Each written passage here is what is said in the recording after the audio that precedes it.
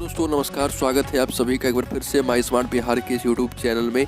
दोस्तों अगर आपने अभी तक इस चैनल को सब्सक्राइब नहीं किया तो कर ले, जिससे कि आपको बिहार की ताज़ा खबर रोजाना मिलती रहे।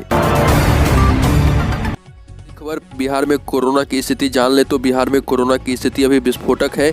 पटना में ही कल 1599 लोगों की रिपोर्ट पॉजिटिव आई है। इसमें से 396 लोग ऐसे हैं जो पटना से बाहर के रहने वाले हैं, लेकिन इनकी जांच पटना में कराई गई।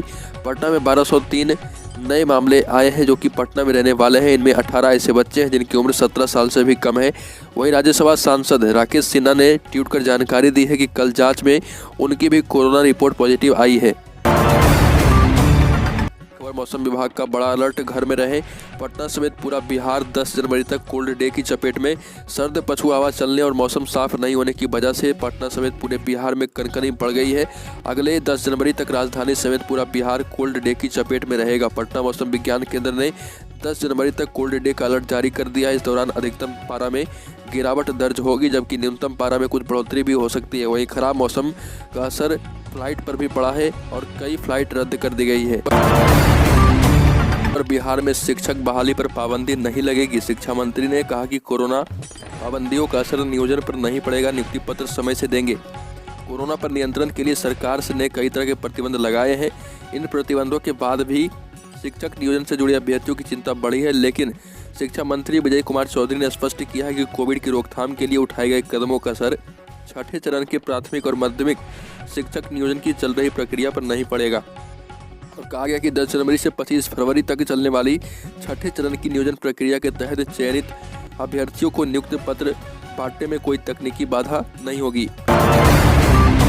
अगली खबर, बिहार के पूर्व डीजीपी गुप्तेश्वर पांडे नौकरी के दौरान कानून की सख्ती से शराबबंदी कानून का पालन कराते थे और अब राम कथा से लोगों को शराब के खिलाफ एकजुट कर रहे।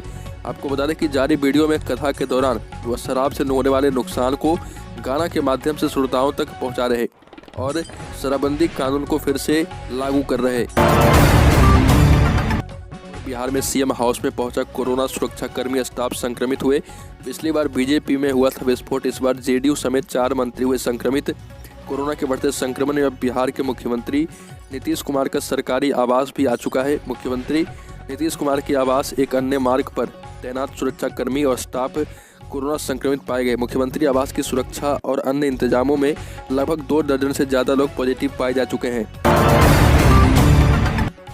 सीएम तारकिशोर प्रसाद के कोरोना पॉजिटिव होने की खबर मिलते ही मुजफ्फरपुर में हड़कंप मच गया है, क्योंकि डिप्टी सीएम 2 दिन पूर्व खादी मेले का उद्घाटन करने आए थे। उनके साथ शहर के कई प्रतिनिधि शामिल हुए थे, साथ में उद्घाटन किया था, बातचीत भी की गई थी, मेला में घूमे भी थे। अब जब पॉजिटिव होने की खबर मिली है तो हर कोई जांच करवा रहा। अंदर ही अंदर सभी डरे हैं, खुद को भी कोस रहे हैं। आपको बता दें कि मुजफ्फरपुर में खादी मेला का उद्घाटन हुआ था और इसमें उद्योग मंत्री शाहनवाज हुसैन भी शामिल हुए थे। पाटलिपुत्रा विश्वविद्यालय में स्नातक स्तर की नामांकन प्रक्रिया लगभग पूरी हो चुकी है। अब बारी स्नातकोत्तर स्तर के पाठ्यक्रमों में नामांकन की। इसके लिए शेड्यूल तो जारी नहीं हुआ, लेकिन विश्वविद्यालय प्रशासन ने इसकी तैयारी शुरू कर दी है। दूसरे पाठ्यक्रमों की तरह पाटलिपुत्र विश्वविद्यालय प्रशासन ने पीजी में नामांकन के लिए प्रवेश परीक्षा की व्यवस्था पहले ही स्थगित कर दी है। नामांकन स्नातक के प्राप्तांक पर ही होगा, लेकिन नामांकन प्रक्रिया शुरू करने में सबसे बड़ी बाधा स्नातक का रिजल्ट है। पाटलिपुत्र विश्वविद्यालय प्रशासन ने स्नातक पार्ट 3 सत्र 18-21 का रिजल्ट अभी तक जारी नहीं किया है। भोजपुरी फिल्मों के जाने माने निर्माता रत्नाकर कुमार की फिल्म बाबुल का ग्रैंड प्रीमियर पटना के सिनेपोलिस में हुआ। फिल्म के प्रीमियर में निर्माता रत्नाकर कुमार, अभिनेत्री नीलम गिरी, अभिनेता देव सिंह मौजूद रहे। फिल्म में बाबुल पिता पुत्री के भावनात्मक संबंधों के साथ ही बेटी बचाओ बेटी पढ़ाओ और बेटी को सशक्त बनाओ के सपने को लेकर जीने वाले एक ऐसे गरीब मेहनतकश पिता के संघर्ष की कहानी है जो बेटियों की जिंदगी को खुशहाल बनाने के लिए अपना सब कुछ लगा देता है। राष्ट्रीय आय सह मेधा छात्रवृत्ति योजना परीक्षा की तिथि 27 फरवरी निर्धारित है, लेकिन कोरोना की स्थिति आगे इसी रफ्तार से बढ़ती रही तो परीक्षा की तिथि आगे बढ़ना तय है। एनसीईआरटी के निदेशक विजय कुमार हिमांशु ने बताया कि पूरे देश में 1 लाख विद्यार्थियों को कक्षा 12वीं तक की पढ़ाई के लिए 12,000 रुपये प्रतिवर्ष की दर से दी जाती है। बिहार का 5,433 केंद्र है और केंद्र ने मार्च तक चयनित की सूची मांगी है। कोरोना की स्थिति बिगड़ने पर परीक्षा स्थगित करने और आगे की तिथि के लिए केंद्र से अनुरोध भी किया जाएगा। बिना ट्रायल वाली वैक्सीन लगाने पर एक्शन किया गया है। नालंदा सदर अस्पताल का डिप्टी सुपरिटेंडेंट निलंबित किया गया है। देश में जिस वैक्सीन पर अभी बच्चों पर ट्रायल नहीं हुआ उसे नालंदा में अधिकारियों की लापरवाही के चलते 2 भाइयों को लगा दिया गया था। इस मामले में सबसे पहले बड़ा कदम उठाया गया है। सीएम ने सदर अस्पताल के डिप्टी सुपरिटेंडेंट सुजीत कुमार से जवाब मांगा था और इसके बाद इस मामले को बड़ी लापरवाही मानते हुए उन्हें निलंबित कर दिया गया है।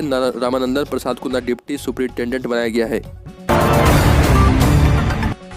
औरंगाबाद में कोबरा जवान और नक्सलियों के बीच गोलीबारी। औरंगाबाद जिले के मदनपुर थाना इलाके में कोबरा जवान और नक्सलियों के बीच मुठभेड़ हुई। दोनों तरफ से आधे घंटे तक गोलीबारी हुई, जिसमें सैकड़ों राउंड दोनों तरफ से गोली चलने की बात कही जा रही। घटना मदनपुर थाना क्षेत्र के पचरुखे जंगल की मुठभेड़ में कोबरा व पुलिस जवान सेफ हैं, लेकिन नक्सलियों के मारे जाने की आशंका जताई जा रही। औरंगाबाद जिले के सदर अस्पताल में कोरोना जांच के दौरान स्वास्थ्य कर्मियों द्वारा लापरवाही बरती जा रही। केंद्र पर जांच कराने के लिए लोगों की काफ़ी भीड़ लग रही है, लेकिन ड्यूटी पर तैनात स्वास्थ्य कर्मी रैपिड एंटीजन किट को सुरक्षित नहीं रखकर कचरे के साथ बिना इस्तेमाल किए हुए फेंक रहे। वहीं कुछ को जांच के बाद जमीन पर खुलेआम फेंक दिया जा रहा है। ऐसे में संक्रमण फैलने का खतरा बढ़ रहा, बावजूद स्वास्थ्य कर्मी द्वारा लापरवाही बरती जा रही है। बिहार में कोरोना से लड़ने हेतु सरकारी इंतजाम की मॉनिटरिंग करने वाली जनहित याचिका पर सुनवाई हुई। सुनवाई में राज्य सरकार की तरफ से मेडिकल इंफ्रास्ट्रक्चर का विस्तृत ब्यौरा पेश किया गया। चीफ जस्टिस संजय करोल और जस्टिस एस कुमार की खंडपीठ ने शिवानी कौशिक की जनहित याचिका पर सुनवाई करते हुए कहा कि तीसरी लहर को रोकने के लिए सड़कों व बाजारों में भीड़भाड़ रोकना बेहद जरूरी है। खंडपीठ ने मौखिक तौर पर सरकार को निर्देश दिया कि सड़कों व बाजारों पर पब्लिक के जमघट को रोकने की फौरन उपाय करें।